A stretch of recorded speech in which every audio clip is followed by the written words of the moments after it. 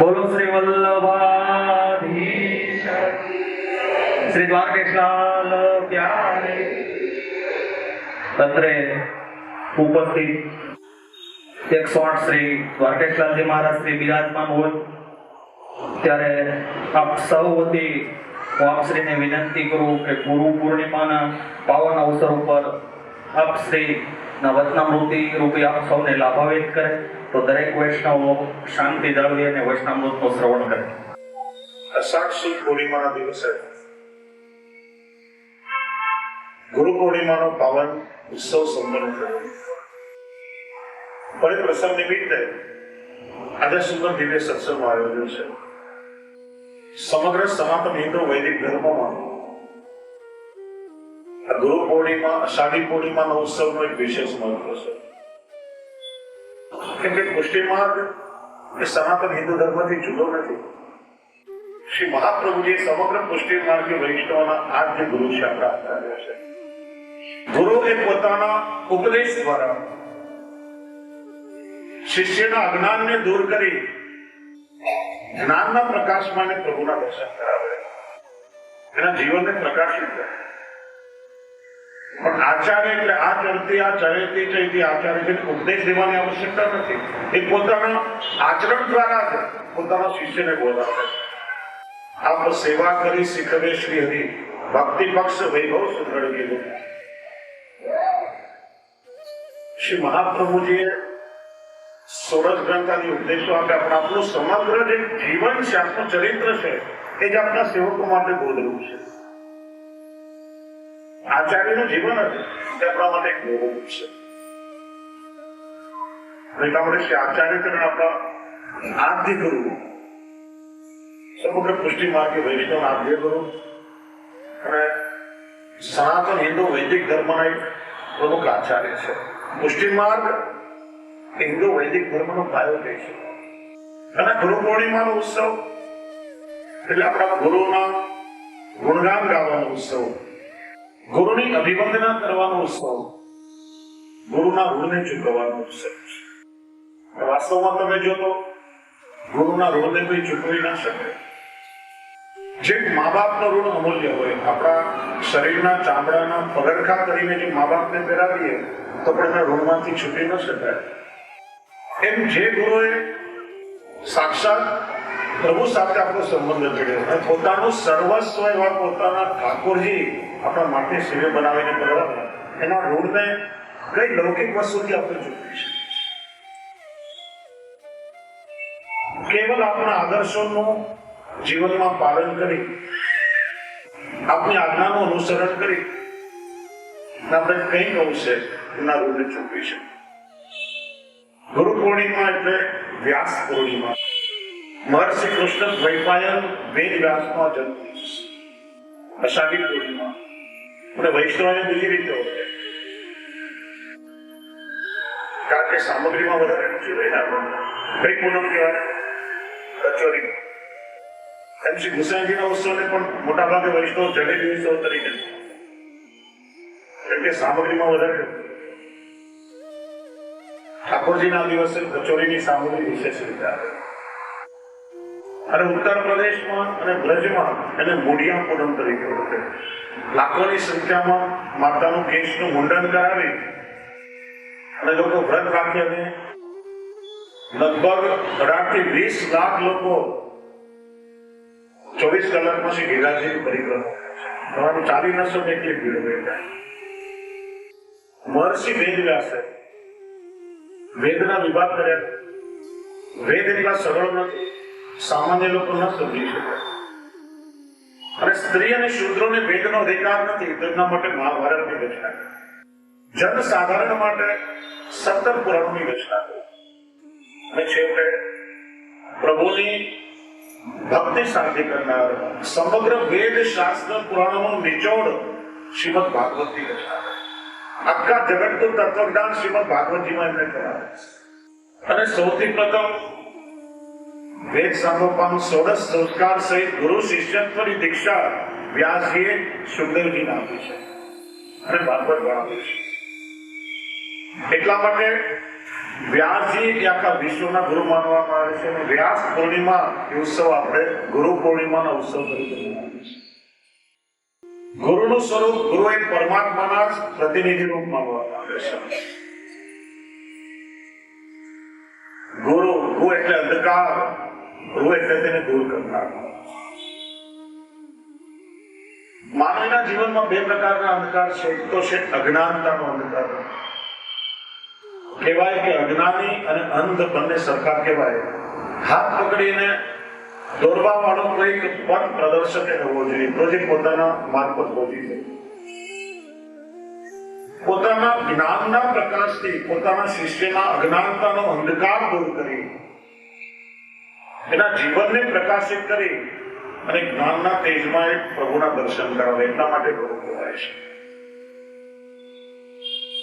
બીજો અંધકાર છે માતાના ઉદરનો અંધકાર. જીવાત્મા ગર્ભ સ્વરૂપે માતાના ઉદરમાં આવે, એનો જન્મ થાય, જીવન જીવે, મૃત્યુ થાય, ફરીથી માતાના ઉદરમાં આવે. આ જન્મ મરણનું પરિભ્રમણ સતત ચાલતું રહે છે જ્યાં સુધી મોક્ષ ન મળે. તો એ માતાના ઉદરના અંધકારમાંથી બહાર કાઢી અને જે મોક્ષ સુધી પહોંચાડે એ ગુરુ કહેવાય છે. મોક્ષ એ મર્યાદા માર્ગે પડે છે, દૃષ્ટિ માર્ગે પણ ગુરુ છે. આપણા પૂર્ણિમાનો સંબંધ પૂર્ણતાની સાથે છે. ચંદ્ર પોતાની પૂર્ણ કલાએ ખીલે છે એમ ગુરુ પણ પોતાને પૂર્ણતાનો અનુભવ કરાવે છે. પૂર્ણિમાનો સંબંધ ચંદ્ર સાથે ને ચંદ્રનો સંબંધ શીતળતા સાથે છે. ચંદ્ર એ સૂર્યના તેજથી પરિતપ્ત થઈ આખા વિશ્વને શીતળતા આપે છે.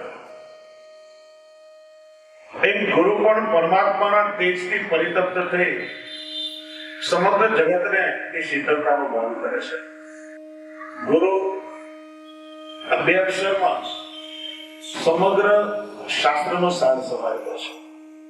એના તો જેટલા ગુણગાન ગાઈએ એટલા ઓછા છે. સાત સમંદર મસી કરો, લેખની સબ વનરાઈ, ધરતી સબ કાગજ કરો, ગુરુ ગીત લીખ્યો ન જાય. સાતે સમુદ્રની શાહી બનાવીએ, આ જગતમાં જેટલા વૃક્ષો છે એની કલમ બનાવીને સમગ્ર ધરતીનો કાગળ બનાવીએ અને ગુરુના ગુણગાન લખવા જઈએ તો આપણે એના ગુણગાન લખવા માટે જીવ સમર્થ નથી. યત્કિંચિત સમુદ્ર સે બનવાનો પ્રયત્ન કરીએ.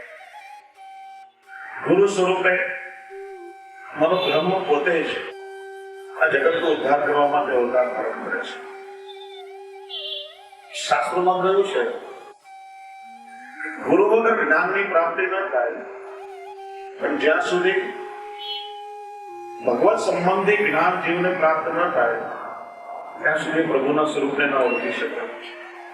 એટલા માટે પ્રત્યેક મનુષ્યને આ ભવસાગર કરવા માટે ગુરુ રૂપી નૌકાની આવશ્યકતા પડે છે.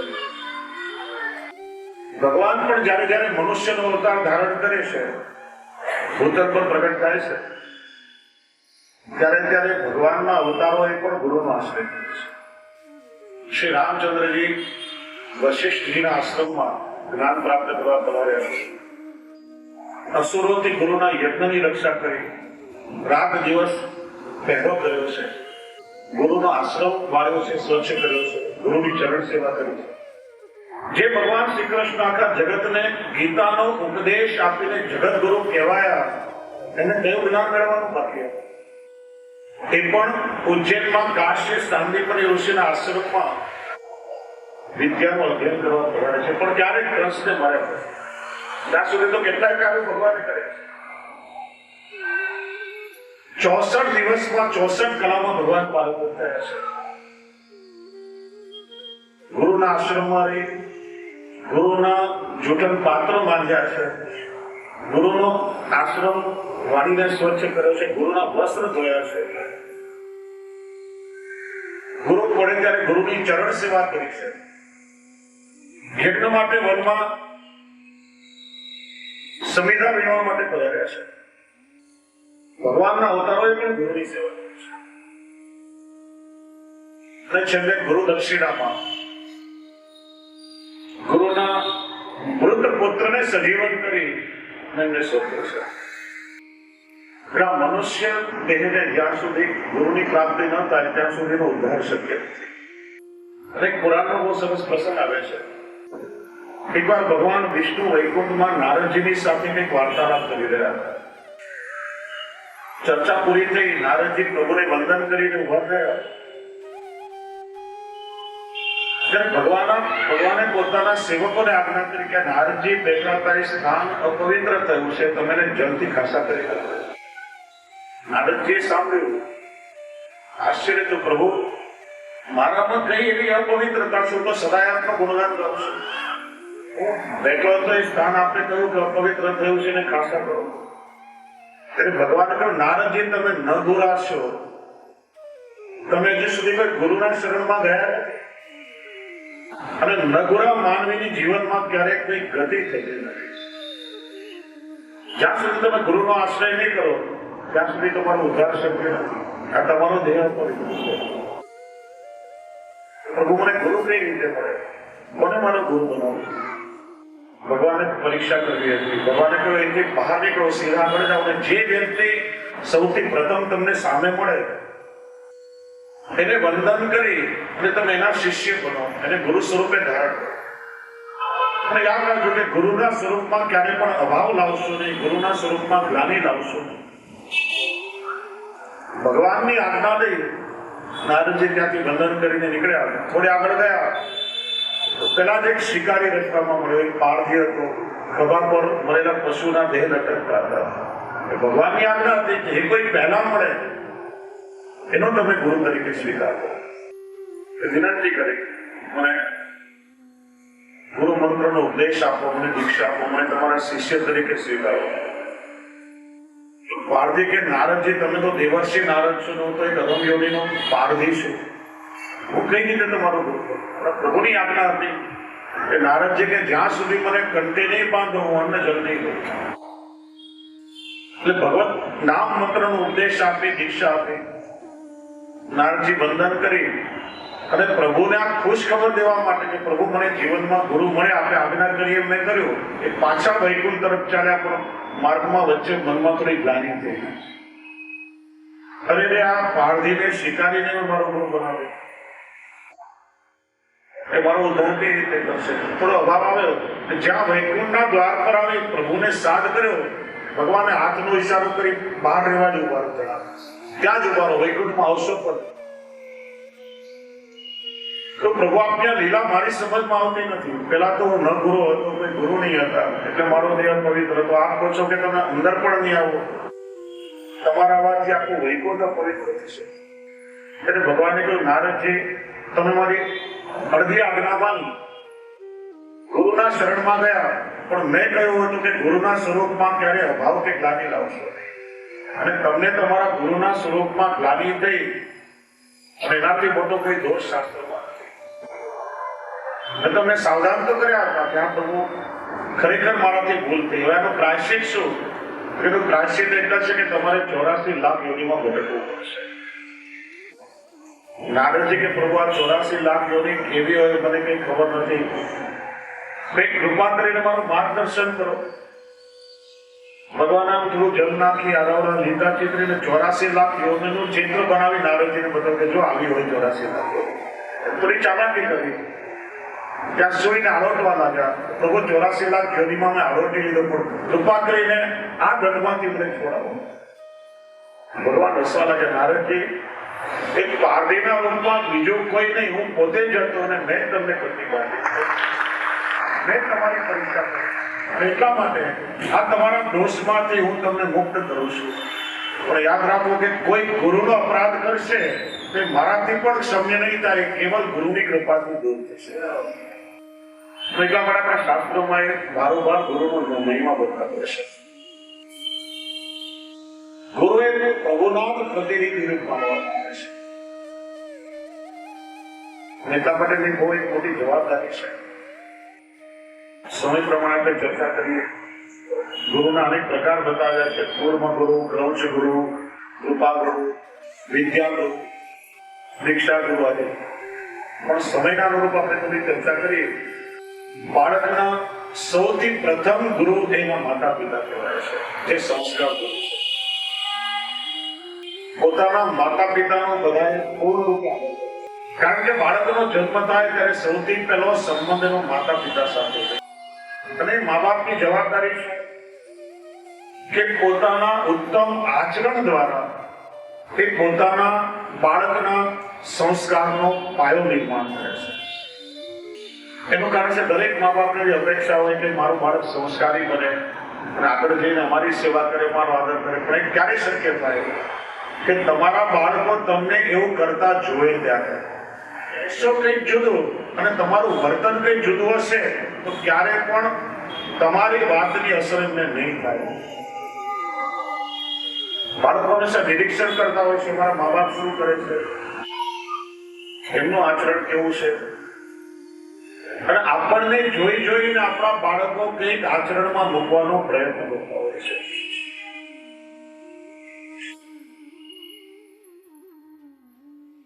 એટલે સ્વામી વિવેકાનંદ પાસે એક બેન આવ્યાની સાથે 6-7 વર્ષનો દીકરો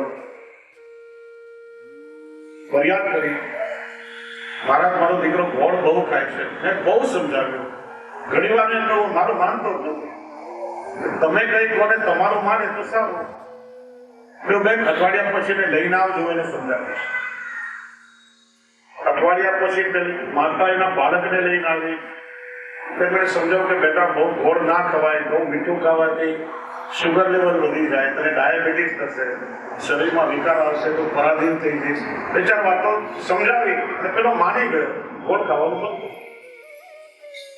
એટલે માએ કહ્યું કે મહારાજ આટલી નાની વાત કહેવા માટે તમે 7 દિવસનો સમય બગાડ્યો, અઠવાડિયા પહેલા પણ તો મને સમજાવી શકતા હતા.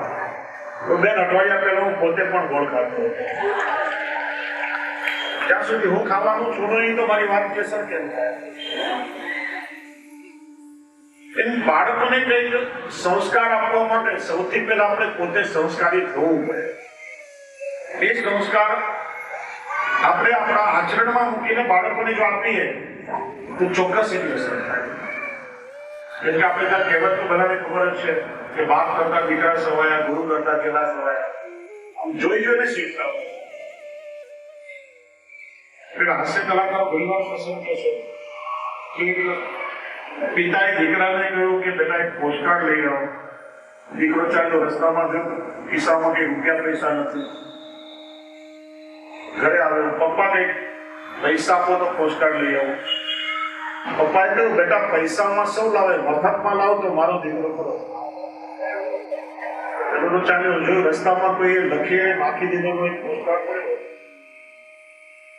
ઉપાડ્યો, લાવીને ઘરે આવ્યો, લો પપ્પા પોસ્ટકાર્ડ.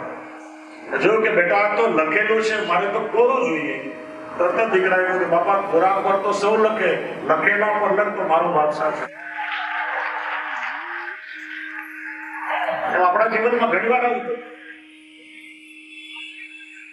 પણ આપણે લોકો એના માટે બહુ બેદરકાર છે. બાળકોને સંસ્કાર આપવા જે બહુ જરૂરી છે.